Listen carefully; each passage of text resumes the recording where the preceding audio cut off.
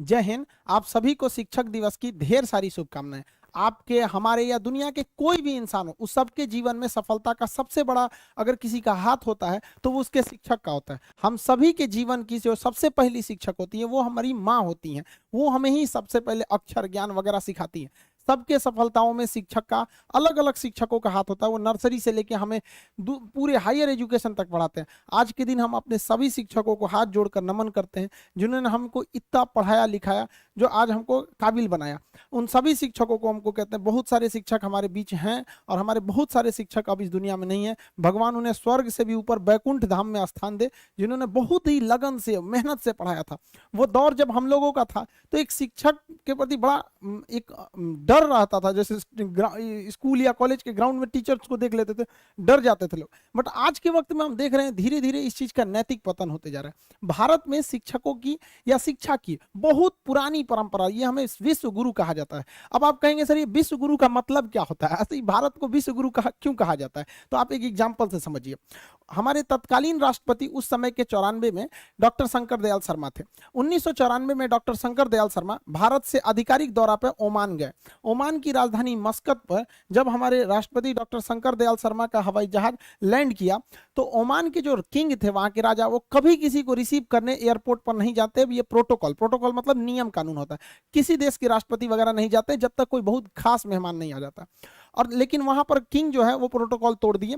और अमूमन अगर कोई प्रोटोकॉल तोड़ के आता भी है तो वो रिसीव करने के लिए नीचे खड़ा रहता है और राष्ट्रपति खुद उतर के आते हैं। लेकिन ओमान के राजा के, यानी ओमान के किंग के साथ ऐसा नहीं हुआ। हमारे डॉक्टर शंकर दयाल शर्मा अभी हवाई जहाज में बैठे ही थे तो ओमान के किंग सीढ़ियों से चढ़कर खुद गए और डॉक्टर शंकर दयाल शर्मा को उनके सीट के पास से जाकर रिसीव करके उन्हें लेकर आए थे। जब ड्राइवर्स और बॉडीगार्ड ने उनको कहा गाड़ी में बैठे, तो वहां के किंग ने ड्राइवर को हटाकर खुद ड्राइव किए थे डॉक्टर शंकर दयाल शर्मा के गाड़ी को, हमारे राष्ट्रपति साहब के।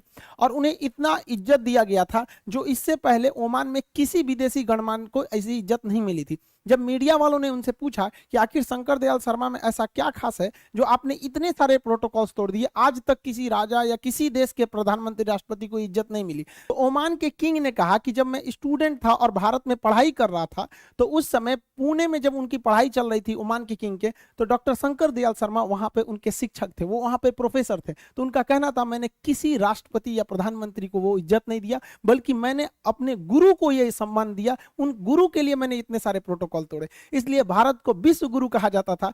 प्राचीन काल से आज तक बहुत सारे लोग भारत में आते हैं, शिक्षा लेकर बड़े बड़े पोस्ट पर पहुंचे हैं। उसके बाद से अभी तक कई सारे राष्ट्रपति, प्रधानमंत्री अलग अलग देशों के ओमान में गए, लेकिन उन्हें जो प्रोटोकॉल के तहत ही एक सम्मान मिला, वो सम्मान आज तक किसी को ओमान के किंग द्वारा नहीं मिला जो हमारे शंकर दयाल शर्मा जी को मिला था। हमारे शिक्षक हमको एक टीचर के साथ साथ एक दोस्त, एक गार्जियन की भी भूमिका में रहे। हमारा लाइफ का सपना था कि हम फौज में जाए। हमने एग्जाम भी दिए थे, एनडीए वगैरह कई सारे डिफेंस के लिए, लेकिन मेरे साथ एक गड़बड़ी था कि मेरा हाथ टेढ़ा था, ये एंगल वगैरह बहुत ज्यादा मेरा हाथ टेढ़ा है, तो मेडिकली अनफिट होने की वजह से हमारा फाइनली सिलेक्शन नहीं हो सकता था।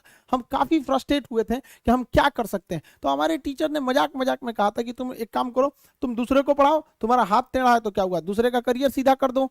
टीचर्स ने हर वक्त में मोटिवेशन किया, चाहे कहीं पे भी, स्कूलिंग लाइफ में कभी मार्क्स खराब आ जाना, कभी इस सब में, तो टीचर्स हमेशा सपोर्ट में किए। एक बार हमको याद है कि ग्रेजुएशन में बीएससी में थे हम, मेरे मार्क्स बहुत ही खराब थे, ग्रेजुएशन 49% था। इतना कम बहुत खराब होता है, ये तो एक नॉर्मल से भी लड़कों का भी इससे ज्यादा ही आता है।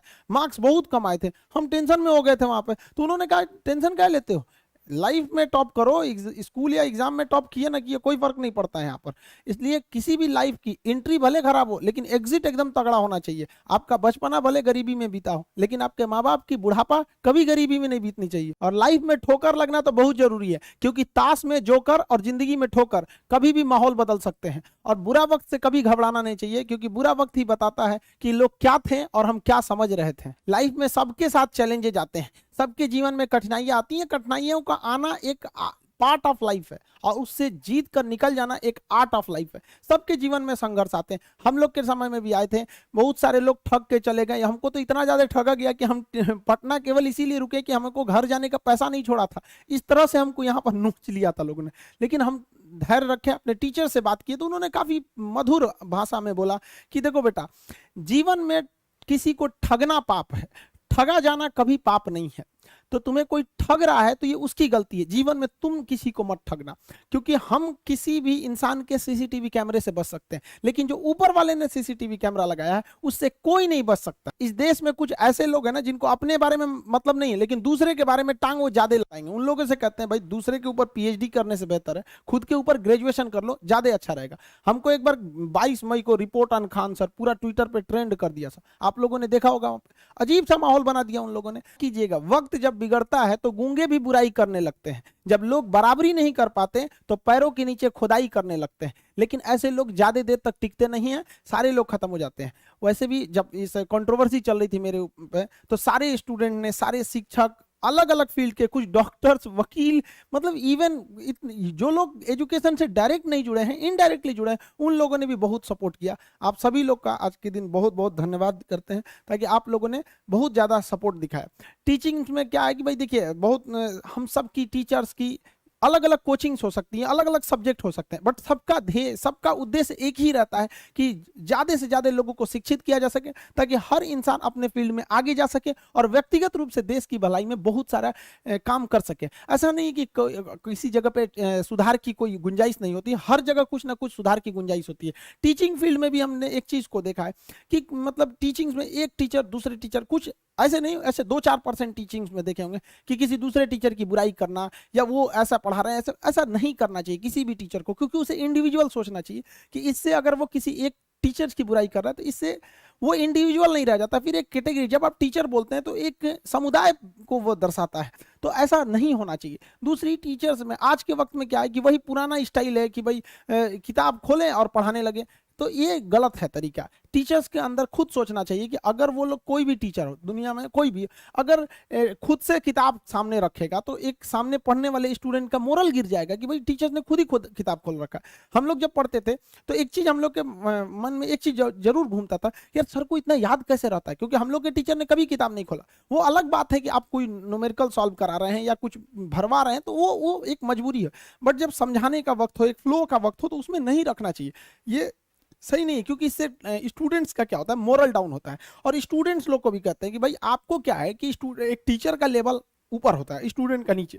अगर टीचर इस लेवल पे पढ़ाने लगे तो स्टूडेंट को समझ में नहीं आएगा, और स्टूडेंट एकदम नीचे रहेगा तो उसे भी समझ में नहीं आएगा। तो टीचर्स को क्या है कि अपनी भाषा वगैरह सरल करके थोड़ा स्टैंडर्ड नीचे लाना है लेवल को, और स्टूडेंट्स को घर पे थोड़ा एक्स्ट्रा मेहनत करके बराबर आना है, तब दोनों में अच्छे से समझ में आएगा। बट यहाँ स्टूडेंट्स को लगता है कि डर नाम का चीज नहीं है। गार्जियन को भी कहते हैं कि भाई आप अपने बच्चों को जी जान से मोहब्बत कीजिए, बट उस पर उस तरह से नजर रखिए जैसे दुश्मनों पर नजर रखते हैं, वरना वो बिगड़ेगा। समय दोबारा समय नहीं देता है किसी के पास में। लड़का को फ्रस्ट्रेट होता है तो एक बार अपना टाइम टेबल बनाएगा, सुधारेगा, भाई इतना ऐसा टाइम टेबल बनाओ जो दिल में रहता हो। और बहुत से लड़कों को देखते हैं कि सुबह 4 बजे उठते हैं, हमने अपनी लाइफ में कभी 4 बजे नहीं उठेंगे तो पूरा दिन डिस्टर्ब रहेगा। आप जिस समय कंफर्टेबल है उस समय उठिए, लेकिन हाँ एक बात जरूर याद रखिएगा, जितना जल्दी उठेंगे उतना ज्यादा आपके पास वर्क टाइम ज्यादा रहेगा। अब देर से सो के उठेंगे तो आप एक अच्छा सा वर्किंग टाइम को गंवा चुके रहेंगे। तो एटलीस्ट कोशिश कीजिए कि भाई बहुत से बहुत तो 6-7 के बीच में उठ ही जाइए, और पहले उठते हैं तो ये अच्छी बात है, लेकिन ऐसा नहीं है कि जो पहले नहीं उठते हैं उनके लिए बहुत गलत बात। आप जितना पढ़ सकते हैं अपनी कैपेसिटी के हिसाब से ही पढ़िए। आपकी बॉडी 8 घंटा नहीं सस्टेन कर पा रही है, आप 4 घंटा ही पढ़िए, बट धीरे धीरे उसको इंक्रीज कीजिए। हर चीज के लिए होता है, आप अपनी बॉडी के हिसाब से किसी काम को करिए। आप किसी भी काम को अगर लगातार 21 दिन करते हैं तो धीरे धीरे वो आपकी आदत बन जाती है, और अगर किसी काम को लगातार 90 दिन कर देते हैं तो फिर वो आपकी दिनचर्या बन जाती है। अब आप डिसाइड कीजिए कि आप अच्छे काम को करना चाहते हैं या गलत काम को। जहां आपको कंफर्ट मिलता है वो रास्ता कभी भी कोई मंजिल को नहीं ले जाती है, क्योंकि मंजिल वाला रास्ता काफी चुनौतीपूर्ण भरा होता है, उसमें कंफर्ट कभी नहीं मिलता है। संघर्ष से व्यक्ति को कभी नहीं भागना चाहिए, क्योंकि जीवन में जो कभी संघर्ष से परिचित नहीं हुआ, इतिहास गवाह है, वो कभी चर्चित नहीं हुआ। और जिंदगी हो या व्हाट्सएप, लोग हमेशा स्टेटस ही देखते हैं। जीवन में संघर्ष का आना बहुत जरूरी है, क्योंकि फूलों की हिफाजत कांटे ही करते हैं, माली तो बहुत बाद में आता है। और रिकॉर्ड वो तोड़ते हैं जिनके रगों में खून नहीं बल्कि लक्ष्य पाने के लिए जुनून दौड़ता हो। याद रखिएगा, जिस समय आपका किस्मत साथ न दे, समझ जाइएगा कि आपकी मेहनत आपका साथ देगी। किस्मत एक लिफ्ट की तरह होती है, कभी भी धोखा दे सकती है, लेकिन जो मेहनत होती है वो सीढ़ियों की तरह होती है। चढ़ने में तो थकान देगी, लेकिन कभी आपका साथ नहीं छोड़ेगी, आपको अपने मंजिल तक पहुंचाएगी। और बुलंदी पे चढ़ने के बाद आपको घमंड नहीं बल्कि एक सुकून मिलेगा कि मेहनत जरूर किए लेकिन अपनी मंजिल तक जरूर पहुंचे। स्टूडेंट लाइफ की सबसे बड़ी खराबी किसी चीज को कल पे टाल देना। आज टीचर्स ने पढ़ाया, कल रिवाइज करेंगे, आज लिखे, कल इसको सॉल्व करेंगे।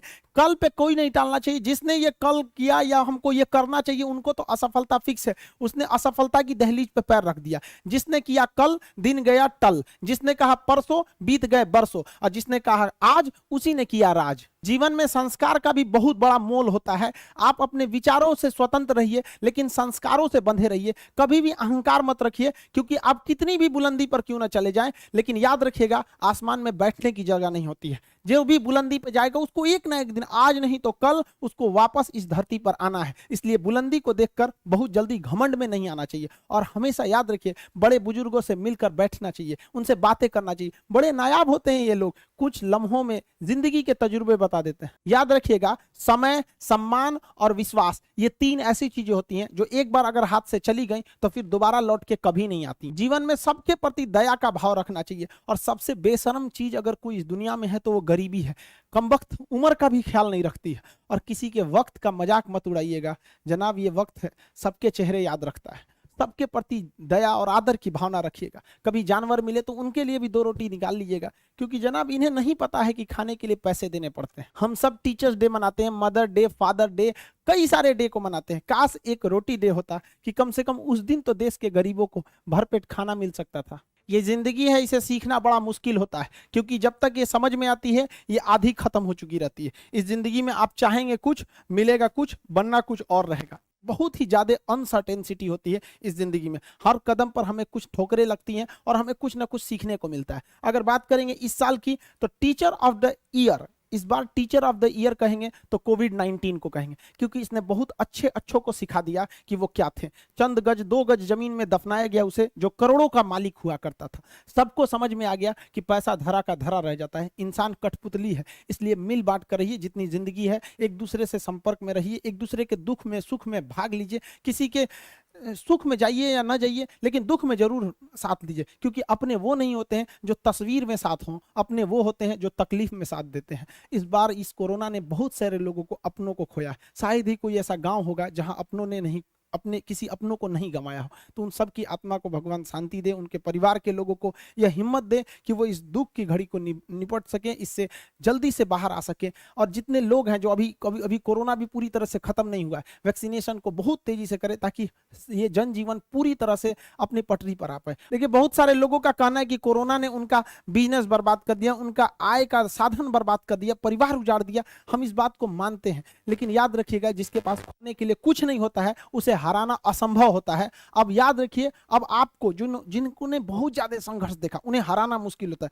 क्योंकि झूला अगर बहुत पीछे जाता है तो याद रखिएगा वो बहुत आगे का भी सफर करता है। इसलिए जिंदगी से संघर्ष से सीखना रहना चाहिए, भागना नहीं चाहिए। आप सब देश के किसी भी कोने में रहे, हमेशा एक दूसरे का साथ दे, अपने गुरु का हाथ पकड़ के चले, जीवन में किसी के पैर पकड़ने की जरूरत नहीं पड़ेगी। देश के सारे स्टूडेंट्स को मेरे दिल से ढेर सारी शुभकामनाएं, उन्हें जल्दी से जल्दी भगवान सफल करें, और अपने माँ बाप का सपना लेकर, वो जिस सपने को लेकर वो आगे बढ़े, जल्दी से जल्दी वो सपना पूरा करें, ताकि माँ बाप का भी सीना गर्व से चौड़ा हो सके। हम लोग अब रेगुलर क्लास करते रहेंगे, मंडे से हर एक क्लास अपने टाइम पर लाइव चलते रहेगा। मिलेंगे नेक्स्ट क्लास में।